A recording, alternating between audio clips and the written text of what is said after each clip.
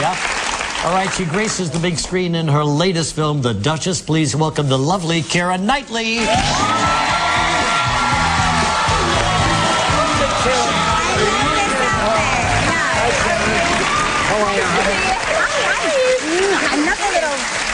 Keira Knightley, see? What do we call this? A romper? Is this a romper? I'm calling it a jumpsuit. Jumpsuit, okay. Yes, absolutely. I'm feeling a bit like I'm a baby in a baby grown. I like it. It's adorable. Quite nice. Thanks. Dresses have different effects on women, don't they? I mean, sometimes you feel like a baby, sometimes you... feel like a... Yeah. I'll never forget, to me, my favorite image of you is of you in the green dress. Oh, the in Atonement. Such a good green dress was so phenomenal. I know, and I broke it. You did? Such a shame. Well, we had about 6 of them, but I broke about 6 of them. Did you get to keep one? No, because I broke them all. Well, but if you didn't break it, would you be able to keep it? Because some of these gowns and things that you work with will never be used again. Why don't they just give it to you? Well, yes. I'm going to get you onto them the next time I'm around. But does that happen? Not really, I don't know. No, I've never kept one. I'll be darned. Yeah. But the Atonement was last year, was that? It was. Boy, every year you come out with another hot movie, huh? Ah, thanks. Look at you, yeah. Yeah. And so your parents, are they very proud of you because they were in the entertainment business? They were, yeah. My mum's a writer and my dad's an actor. I hope so. They like this film, so that's good. They're very harsh critics. Are they really? They really are, yeah. And they did actually come to the premiere and they were like, oh, it was great, thanks. Oh, that's nice. Oh, they're cheerleaders, in other words. Yeah, they are. When they like very it. Sweet Do they have any influence on what roles you choose? Do you read a script with them? No, No, nothing like that. No. So you were more or less groomed to become an actress. I mean, hanging around, doing what they were doing, I guess watching so. them. I mean, I do think it's an amazing thing to see when you're growing up. You know, it's such a sort of magical world.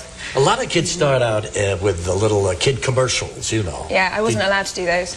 No kidding? No. Your dad didn't want you to do them? No, neither my mum and dad, no commercials. Wasn't partly because you have to take a lot of time off school if you do that, I think, when you're a kid. Whereas I was only allowed to do it in my summer holidays. So what was the first thing you did in the business? I did a TV show called Royal Celebration when I was 7, which was actually about the marriage of Charles and Diana. But basically involved me running around sort of going, Mummy, Daddy. Yeah. Was that great? Now, for me as a child, I remember when Diana married Charles, and we played as kids Charles and Diana constantly. You were Charles? I was usually Charles, but that's neither here nor there. All right. Somebody had to be Charles. So that, I mean, to me, that would be a fantasy part. But you weren't even born. I wasn't born. Yeah, of course not. No. But no, it was great. It was great. It was about a big street party. And so it was a lot of running around and having a nice time. It was lovely. All right, let's take a break, come back, and we'll talk about the Duchess, and we'll even show you the clip. Still ahead on Live, a performance. Keira Knightley, it seems every year, maybe twice a year, comes out with a dynamite movie. Was this one of your first films? It was. I was 16. You were 16 yeah. here. Bend It Like Beckham. That was only, what, 5 years ago? 5 years ago. You're only like 21? 23. You're 23, yeah. okay. Yeah. Anyway, Bend It Like Beckham, first major film. You look like you're ready to go there, you know what I'm saying? You could take Beckham on. Yeah, absolutely. Yeah, and how about this one, too? Yeah, that was 17. We go a year at a time. So you were 17 years old. Is that the first time you worked with Johnny Depp? Yeah.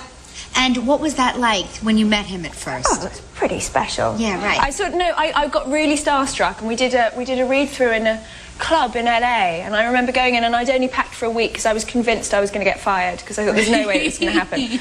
And I remember he was sitting across, and I just kind of, you know, started shaking and go, oh no, it's him. And then he sat next to him, and he already had the gold and silver teeth in. Yeah, right. And I instantly just went, oh, look at your teeth. And then it was sort of, you know, fine from then on. Great introduction. This was a long, arduous shoot, wasn't it? Well, that's the first one, so that wasn't as long as the second two, which sort of took a very long time. You basically had to move to the Caribbean. Yeah, you did all 3, my gosh, and so it was a matter of a year or so to get all 3 done? I can't quite remember. It was, I think, a year and a half, something like that. Does Johnny Depp stay in character as the movie progresses? No, I don't think so. No, that would be a bit strange. Well, no. Because I know I stay in character. I've been meaning to talk to you about that. Yeah, well, he looks like he's crazy about you here, yeah. He looks good, though. there, doesn't it? Does look very good. Yeah. Yeah, it was a terrific series It's one of of those films. one of those movies that sort of all ages, every demographic it Yeah. taps on. It was amazing. I mean, because nobody thought it was going to work. You know, when we were doing it, everyone was like, "Oh, yeah, good luck with that. That's going to be horrible." And then when it came out, it was just, yeah, it was incredible. A movie based on a theme park ride. Yeah. I mean, think about that. That's What's right. the likelihood of that becoming such a Exactly. That's what I said all those years. In fact, I said it's never going to be a hit. How do you like it? So you just got back from the Toronto Film Festival, eh? Yes. You had your film up there. How was it received? Great. Yeah? Yeah. It went down really well. It was lovely. Do those film festivals become a good thing or a bad thing in your career? They're always a good... I mean, if it goes down well, then they're great. If it doesn't, then they're not so great. You know, I mean, it's always really strange, though, because you never leave the hotel room. You just sit in a hotel room And wait. you do, yes, interview after interview after interview. And then the one time I actually got left out was to go to the premiere. And then went back to the hotel room and did more interviews. Now, were It's the quite Canadians strange. interviewers any different than American interviewers?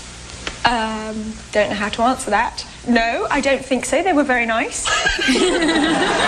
Keira Knightley's very suspicious of me, and I don't know why. What are you trying to make me say? I'm just curious because they were lovely. I go up there once in a while, and I'm interviewed by them too, and I think that's a refreshing change. Is it? Yeah. Why? Well, because they love me. There you go. I don't know. I'm sorry. I am so sorry I brought that up. Gelman, cut that out. We'll be right back. We're going to show you a clip from the Duchess. live TV. Keira Knightley, our guest, new movie called The Duchess, and she plays a Duchess from, what, 200 years ago? Yeah, the 18th century. Yeah, sure. Yeah. Tell us about her. Oh, well, she was a huge fashion icon. She was politically very influential, but she was navigating her way through a very difficult marriage. He was older than her. He was older than her, and she was so young, wasn't she? She was 17 when she got married. Yeah. And very happy about the marriage, and it was all very exciting. And I think that she's sort of a romantic and a fantasist. And then all of a sudden, she finds herself married to a sort of emotionally stunted man. And emotionally stunted. I think that's the only way I can put it, really. Wherever would they find such a man?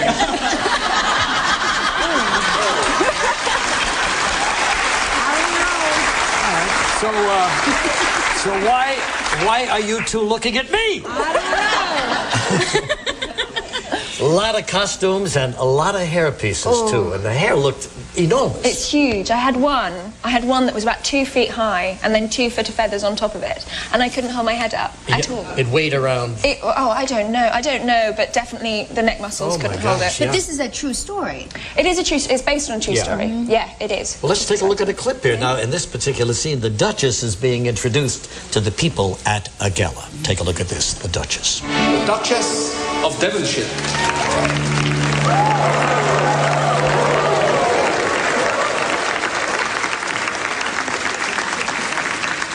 We come away to Bath to get away from London, and all of London has come away to Bath. Somebody did indeed ask me what kind of feather it is that I'm wearing. Well, there are only 2 specimens of this rare bird known to man. One of them has clearly ended up on top of my head. And the other, rumour has it, is running for office in the Tory party. This Duchess is funny. Did you get to keep that dress? Oh yeah, I wear it all the time. You know, walking around London. It's great. With the hair, too. Yeah. Anyway, the Duchess opens on September 19th. We'll be looking for it. Keira, so nice to have you here, darling. Glad to see you. Keira, we'll be right back with Kevin DeGraw. This is what they gave me.